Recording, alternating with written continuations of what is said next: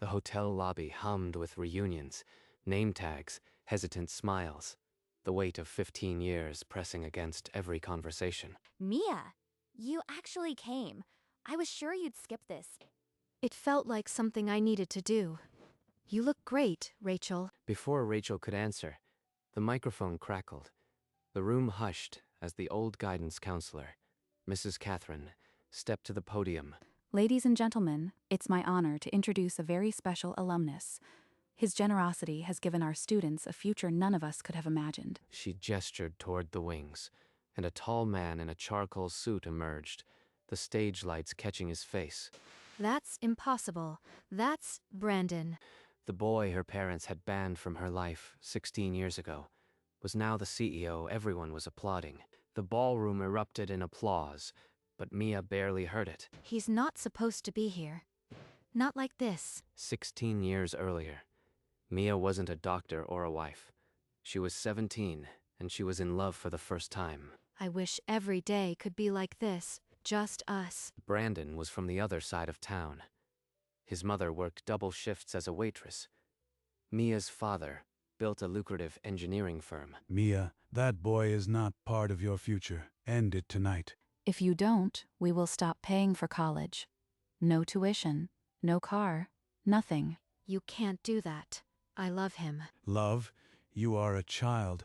If you see him again, you can leave this house permanently. If I leave, I have nothing. No money, no school. How do I survive? At 17, dependent on them for everything, Mia felt the walls closing in. And 16 years later, sitting in that ballroom, the weight of that choice pressed on her chest like it was yesterday. It ended on a Wednesday, behind the gym. Mia handed him the letter her mother had typed. I can't see you anymore. My parents. I am sorry, Brandon. You are choosing them over us. I'll leave, Mia. Don't worry. By graduation, he was gone, crossed the country, and never looked back. Mia buried herself in pre-med, then medical school. She became an anesthesiologist, precise, calm, successful. You are the steadiest person I know. Mia, how do you stay so calm? Practice, I guess. Some things you just learn to live with. She built a good life, a marriage that worked, a career she earned. But some wounds don't heal, they scar over. And now he's on that stage, looking like he belongs there, like he never needed me at all. The applause faded into a low murmur. Brandon stepped to the microphone, and Mia held her breath. Good evening. When I was a student here, the only thing I had was a guidance counselor who refused to give up on me. Mrs. Catherine drove me to my SAT exam because my mother couldn't get off work. He's not flaunting his wealth. He's honoring the one person who believed in him. Oh, Brandon, you give me too much credit. You did the work. You saw potential in a kid everyone else had written off. That's everything. My parents said he'd never amount to anything. They were so wrong. Did you know he's the CEO of that tech company that just went public? He's worth over $1 billion now. $1 billion. He's exactly the kind of success my parents worship. And they threw him away. Mia's chest constricted. The boy from the wrong side of town had become the man her parents could only envy. But Mia couldn't move.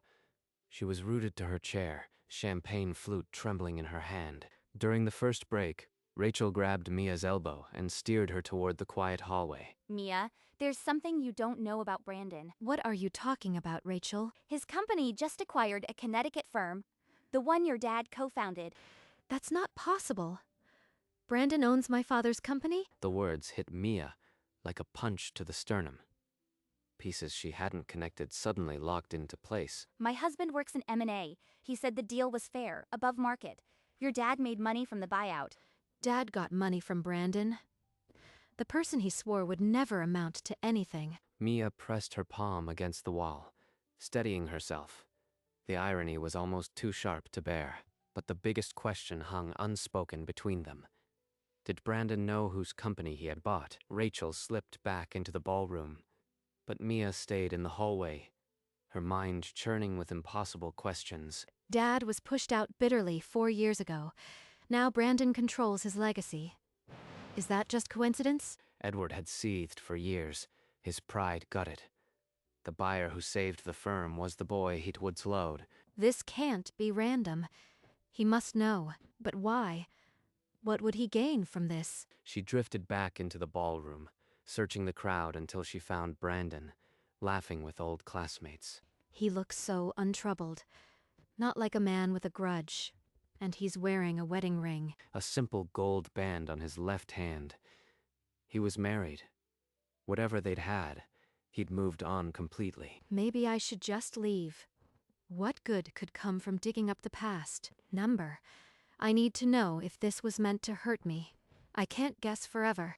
So Mia stayed, watching him from across the room, waiting for the right moment to ask. Around the ballroom, snippets of conversation drifted, all of them laced with admiration for Brandon's business ethics. She caught fragments above market. Fair saved the firm, and none of it sounded like a man settling scores. This doesn't fit a revenge plot. He didn't even know Dad was a shareholder until diligence. I asked around Mia. His deal team was told to keep his name quiet. He didn't want the attention. He didn't know I'd be here either. This whole thing wasn't about me at all. Brandon, across the room, was deep in conversation, relaxed, unguarded. Not a man who'd orchestrated a confrontation. Then why do I feel like the universe is daring me to walk over there? You should talk to him, whatever happened. It's been 16 years. 16 years. And I still can't breathe when I look at him. So Mia waited, not for the perfect moment, but for the courage to take the first step. The formal dinner had dissolved, guests flowing toward the hotel bar for the after-party. Could the acquisition have been deliberate? A move to own my father's past? She mentally lined up the dates. The deal was struck 11 months ago, long before reunion invitations. Number. The world doesn't revolve around me. He'd have been as surprised as I am. Then, why does this feel so personal? Why did it have to be my father's company? Across the room, Brandon excused himself from a cluster of alumni and slipped toward the after-party room. This is it. If I don't talk to him now, I'll regret it forever. Mia set her champagne down and walked, each step heavier than the last, toward the private bar. What can I even say? I am sorry. My parents threatened to disown me. She pushed through the door and saw him, alone for a moment by the window. No turning back. The after-party room was quieter. Dim pendant lights, a low hum, the kind of space where old stories surfaced. Mia stayed near the bar, her untouched drink sweating in her hand, watching Brandon laugh with classmates. I have to know. I can't leave without talking to him. The group around him broke apart, and Brandon moved to the window, standing alone in the soft light. Go. Now. Before you lose your nerve. She set her wineglass on the bar, the clatter of ice, the only sound she could hear over her own pulse. She crossed the room, the distance shrinking, her heels silent on the thick carpet. Brandon turned, as if some instinct caught his attention, and then there was no space left between them. Their eyes met. She saw recognition flood his features, shock. Then a slow, incredulous warmth. 16 years, and they were standing close enough to touch. Neither spoke. Mia, Brandon. I didn't expect to see you. I am only here because Mrs. Catherine asked me to present the scholarship. I heard about the scholarship and the acquisition. My father's company. I didn't know he was involved until due diligence. I instructed my team to keep it professional. He was treated fairly. He was. I checked. I am sorry for what my parents did back then. It was wrong. We were 17. I found out later the pressure you were under. I am married now. I have a daughter, Sophia. I am married too. A good man. We're in Boston. Good. I am glad. They stood there, the space between them, full of everything that never got said. No numbers exchanged, no promises, just a quiet nod and the kind of peace that comes only after years of not knowing. Brandon turned first, and Mia watched him go, the weight of 16 years finally lifting from her shoulders. For a long moment after Brandon disappeared into the crowd, Mia didn't move. The grace of his words settled into places she'd kept locked for years. He didn't blame me, after everything. He didn't blame me. Rachel found her there, a half-empty glass hanging from her fingers, eyes still fixed on the door he'd walked through. The whole deal was sealed without his name ever reaching your dad. His team used an NDA so tight, Edward had no clue who the buyer was. Dad got millions from a man he swore would never be anybody. And he doesn't even know it. Rachel gave her shoulder a squeeze and drifted back to the party, leaving Mia alone with the weight of a secret she hadn't asked for. Someone has to tell him. He can't live the rest of his life not knowing who saved him. But if I tell him, I open a door I am not sure he can walk through. The reunion hummed on around her, but Mia had stopped hearing it. The only thing louder than the music was the question beating against her ribs. Could she drive to her father's house tonight? She didn't say goodbye to anyone. She just walked through the lobby, past the banner, and into the night. The dashboard clock glowed 11:23. The highway stretched dark and empty ahead of her. Every pair of headlights in the rearview mirror felt like a reason to turn around. She didn't. This is going to hurt him. Maybe more than losing the company did. At 11:47, she pulled into the driveway of her childhood home. The house looked smaller than she remembered, the porch light still on. She cut the engine and sat in the sudden quiet, her hands still gripping the wheel. He's going to be angry. Or worse, he'll think, I came to humiliate him. But if she didn't tell him, she'd be keeping a lie between them for the rest of his life. She pulled herself out of the car, the cold night air sharp on her bare arms. Her finger pressed the doorbell. The chime echoed inside, and a moment later, the door swung open. Edward stood there in his robe, sleep lines still on his face, his eyes widening at the sight of his daughter in her evening gown at this hour. Mia, what's wrong? It's nearly midnight. Dad, I need to tell you something. Can we sit down? He nodded slowly, and they moved to the worn armchairs, the house silent except for the silent except for the hum of the refrigerator. The reunion keynote speaker tonight was Brandon. Edward's face flickered. A muscle in his jaw tightened, but he didn't speak. His company acquired your old firm, Dad, the one you co-founded. He didn't know you were involved until the due diligence. He instructed his team to keep it fair. You were treated at market value. He made sure of it. The grandfather clock in the corner ticked, loud and steady. Edward stared at the floor, his fingers gripping the armrests. His jaw worked as if chewing on words that wouldn't form. Mia waited, her heart pounding. I just thought you should know. It felt wrong to keep it from you. The silence stretched so long, Mia began to lose hope. Then Edward's voice came, rough and low. I owe a person an apology. He said it. He actually said it. I was wrong about him, Mia, all those years ago. I was wrong. The words hung in the air, raw and unpolished. No justification, no excuses, just a truth that had been 16 years overdue. He saved my company without even knowing it was me. He didn't have to, but he did. No, he didn't. But that's who he is. I need to write to him. Tomorrow morning, first thing. He stood, the weight of decades settling into his shoulders, but there was something else there, too. Relief. It wasn't either of their places to celebrate. But Mia nodded, and Edward turned toward his study. The hardest words were spoken.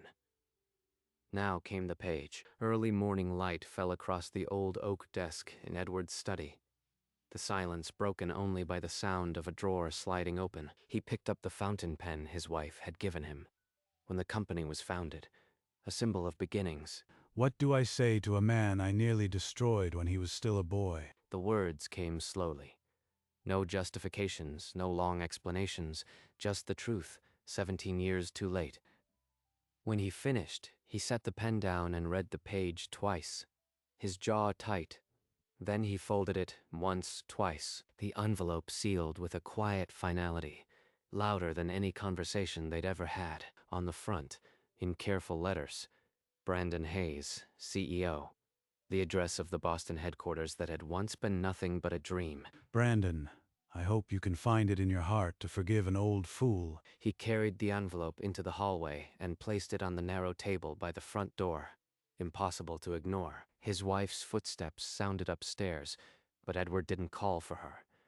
This he needed to do alone. Edward slipped on his coat, the envelope heavy in his hand, and walked down the driveway to the mailbox. He raised the red flag and stood for a moment, his breath misting in the cold air.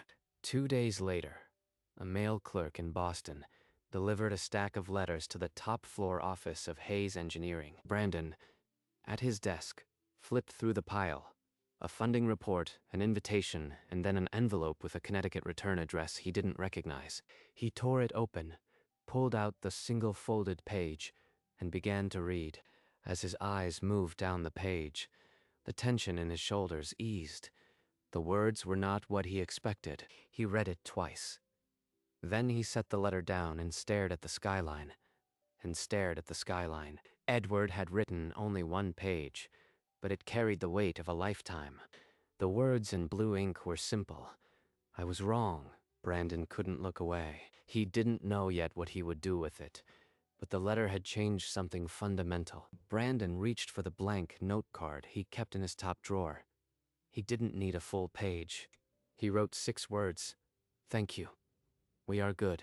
He sealed the small envelope, addressed it to Edward in Connecticut, and dropped it into the outgoing mail tray. The envelope disappeared into the corporate mail system, bound for a quiet suburb in Connecticut. 3 days later, Edward found it in his mailbox, the return address a Boston skyscraper. He brought it inside, opened it with steady hands, and pulled out a single note card. The message was only 6 words.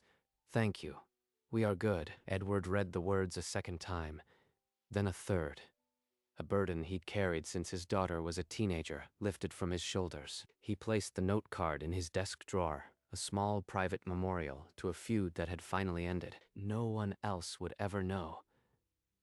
And for Edward, that was enough. Edward slid the drawer shut and leaned back, but before he could stand, he heard the soft click of the door. Edward, you've been in here all morning. Is something wrong? No, nothing. Just sorting through old papers. She lingered for a moment, her hand on the doorframe. He smiled, a new undoer's look, unguarded smile that almost threw her off. You seem different, lighter. I am, I think, just a good day. She didn't press. Pamela had never been one to pull at loose threads when the whole fabric seemed intact. She nodded and retreated to the kitchen, leaving him alone with the quiet truth he'd never share. The letter stayed in the drawer. A private amends, never to be discovered, never to be discussed. And in that silence, Edward found the peace he'd spent 16 years chasing. Mia drove back to Boston the next morning, the skyline rising like something she hadn't seen before. When she walked through the door, Daniel pulled her into a long embrace before she could even set down her bag. You look different. Lighter. The reunion must have been good. There was a lot I didn't expect, but mostly, it was closure. She told him about the shocking twist, about Brandon, about the irony, but she left out the letter. So he really turned out to be a good man. Your dad must have been floored. He was, but I think Dad found his own peace with it. Over the next weeks, the idea took root. Not guilt, not atonement, just a quiet decision to pay it forward. She started drafting a plan. A scholarship for first-generation college students, named after the teacher who had believed in Brandon. I am going to call it the Catherine Scholarship. I think she'd like that. 2 years had passed since the reunion. The Catherine Scholarship hosted its first dinner in the same hotel ballroom, now dressed in deep purple and gold. This scholarship is for the fighters. The ones who get told they're not enough. I know that fight, and I know it can be won. At the front table, Mrs. Catherine dabbed her eyes, a program clutched in her delicate hands. I told Brandon about this. He didn't seem surprised at all. The program listed co-sponsor, Hayes Engineering. Brandon hadn't come, but his foundation had matched every dollar Mia raised. He's still looking out for the kids who need it most. Just like Mrs. C looked out for him. Somewhere in the night, the high school stood unchanged on the outside, but its future was brighter. After the speeches, Mia sat beside her old teacher. No words were needed. A single glass of champagne caught the chandelier light. It wasn't a celebration of status. It was a quiet nod to all the years it took to get here. And in the corner of the program, in small type, two names, Mia and Brandon. Not as a couple, but as proof that some stories end in grace. A year later, the same ballroom glowed with the same purple banners. But Mrs. Catherine moved slower now, her frame frailer against the velveteen chair. Mia, I am so proud of you. You've given these students the chance I gave that boy so long ago. You started it all. Every life you touched led to this room. She squeezed Catherine's hand, the paper-thin skin cool against her palm. This, she understood, would be the last dinner. You don't need me here to carry it on. You have everything you need. She's passing the torch. And I am not ready for a world without her in it. But she smiled, because Catherine had taught her that grace was a thing you passed forward, not a thing you held onto. The evening wound down. Catherine tired quickly, her shawl slipping from her shoulders as she leaned into the walker for the first time. A young student, the first recipient, helped her to the car, and Catherine looked back at the high school banner one last time. The program from that night would be framed in the school's main office. Co-sponsor logos still crisp, a small note in the corner. In memory of the teacher who gave us all a chance. That was the last dinner Mrs. Catherine attended. She died that spring, a program from the night still on her nightstand. The chair where she always sat remained empty the next year. A floral shawl draped over the back, a quiet memorial. But on every table, the scholarship program still carried her name, still carried the co-sponsor logo, Hayes Engineering. The school kept lighting the banner each June. First-generation students kept walking across that stage, kept believing. And somewhere in Boston, a CEO with a daughter named Sophia received an annual report and smiled. Mia never spoke of the letters, never told her mother, never explained the quiet donation that appeared from Boston every year. But every year at the back of the ballroom, she lifted a single glass toward the front table and toward the memory of a tiny, fierce woman who believed in a kid from the wrong side of town. In that smile, a lifetime of grace. And in the corner of every future program, two names would sit side by side, Mia and Brandon. Not lovers, not enemies, but proof that some stories end not in justice, but in something far rarer. Thank you. We are good.